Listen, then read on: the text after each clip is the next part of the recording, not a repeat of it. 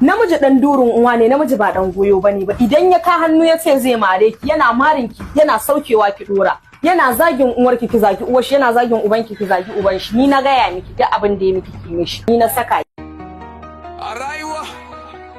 Mike, come here. Wanda ya fuskanci da ubanta take yayi min like dan Allah, masu yin Frank a dinga sanin kalmomin da za a dinga fada. Wannan ba wasa bane, kin ce namiji hasali kuma baban kima namiji ne, kinga har da shi kenan. Wannan kalmar bai dace ba gaskiya, Allah ya ban ikon gyarawa.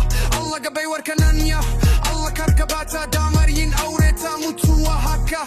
Amen ya Allah, har dubanki ko maza alkhairi ne. Allah ya hada ki da ni, idan kika aure ni zaki ci durun uwarki kuwa, har da babanki jaka karuwa.